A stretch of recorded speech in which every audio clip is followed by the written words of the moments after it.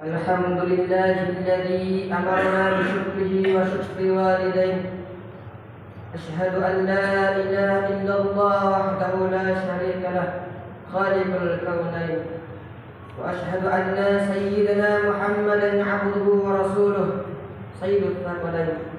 اللهم صل وسلم على سيدنا محمد وعلى آله وصحبه أجمعين. أما بعد، فيا أيها المؤمنون اتقوا الله حق تقاته ولا تموتن إلا وأنتم مسلمون، واعلموا أن الله تعالى أمرنا بشكره يعني بطاعته، وبشكر والدين يعني بإحسانهما.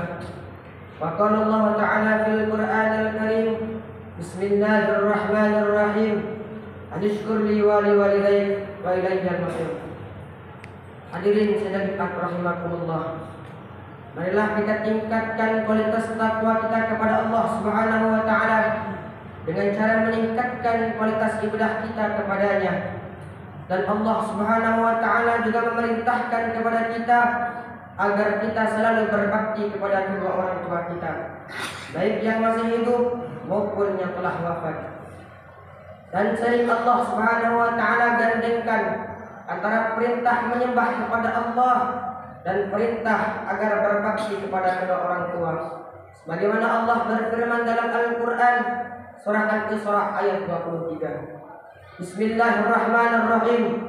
Wa qadara rabbuka alla ta'budu illa iyyahu bil walidayni ihsana. Dan Tuhanmu telah memerintahkan agar kamu tidak menyembah selain Allah dan agar kamu berbakti kepada kedua orang tuamu dengan sebaik-baiknya.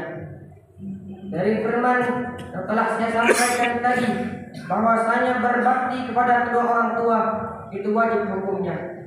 Dan ridha Allah Subhanahu wa taala tergantung daripada ridha kedua orang tua kita. Dan murkanya Allah tergantung daripada murka kedua orang tua kita. Sebagaimana Nabi besar Muhammad sallallahu alaihi wasallam bersabda dalam hadisnya, "Ridallah fi ridha walidain, fasahmu fi suhtil walidain." Ridha Allah Subhanahu wa taala kepada seorang hamba tergantung daripada ridha kedua orang tuanya, dan murkanya Allah tergantung daripada murka kedua orang tuanya. Hadirin sidang Jumat rahimakumullah. Dikisahkan dalam kitab Irsyadul Ibad bahwasanya dahulu kala di zaman Rasulullah sallallahu alaihi wasallam ada seorang lelaki yang ia meminta izin kepada Rasulullah untuk ikut serta dalam perang bersama sahabat-sahabat yang lain. "Duhai Rasulullah, izinkan saya untuk ikut serta dalam perang kali ini bersama sahabat-sahabat yang lain." Maka Rasulullah pun menjawab, "Wahai seorang lelaki, apakah orang tuamu masih hidup?" Maka seorang pemuda tersebut pun menjawab, "Iya wahai Rasulullah." Dan Rasulullah pun bersabda, "Jika kedua orang tuamu masih hidup, maka berjihadlah dalam berbakti kepada mereka." Jihadlah wahai para hadirin.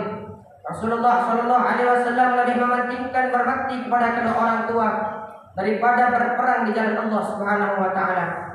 Dan apabila kita ingin mendapatkan pahala yang besar di jihad pada masa sekarang ini, maka berjihadlah dalam berbakti kepada kedua orang tua dengan cara menghormati, memuliakan, dan menaati seluruh perintahnya.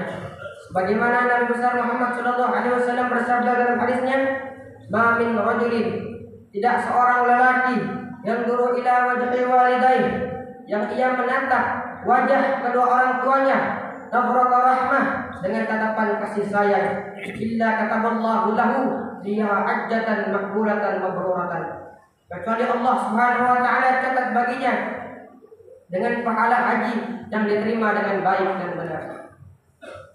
Dari hadis ini bisa kita bayangkan bahwasanya menatap wajah kedua orang tua kita dengan tatapan kasih sayang itu pahalanya seperti haji yang mabrur. Lantas bagaimanakah pahalanya apabila kita sebagai seorang anak bisa berbakti kepada kedua orang tua kita dan membahagiakan kedua orang tua kita dengan cara prestasi atau menafkahinya. Hadirin sidang Jumat rahimakumullah. Dan perlu kita ketahui bahwasanya apabila kita durhaka kepada kedua orang tua kita, itu dapat menimbulkan murkanya Allah Subhanahu wa taala dan dapat mendekatkan diri kita kepada api neraka Allah Subhanahu wa taala.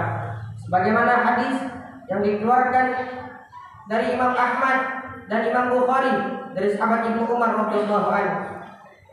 Nabi bersabda, "Al-kaba'irul isyraku billah." Dosa besar itu ialah satu syirik kepada Allah, wa uququl walidain, dan durhaka kepada kedua orang tua, wa qatlun nafsi, dan membunuh jiwa, wal yaminul ghamus, dan serta bersumpah palsu. Dan dalam hadis lain, Kanjeng Nabi juga bersabda yang artinya ada 3 golongan yang mana Allah Subhanahu wa taala haramkan bagi mereka untuk masuk surganya Allah Subhanahu wa taala. Yang pertama ialah peminum arak, pengguna narkoba, narkotika, sabu-sabu, ganja, dan lain sebagainya.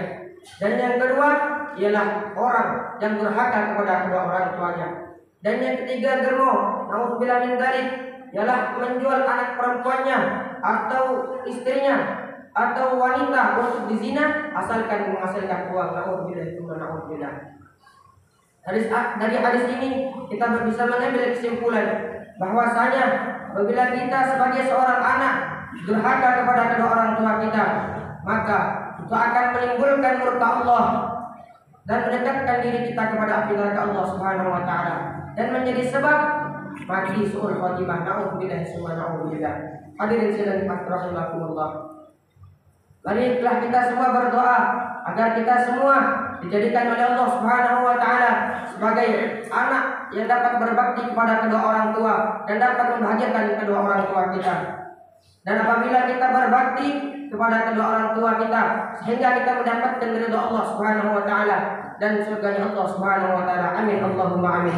Ja'alana Allah wa iyyakum minal ibadis shalihin al-barrin bima'ana wa iyyakum ma'am fi jannatin na'im. Innahu ta'ala rahimun karim wa rabbil ighfir warham wa anta khairur rahimin. Allahumma shalli ala sayyidina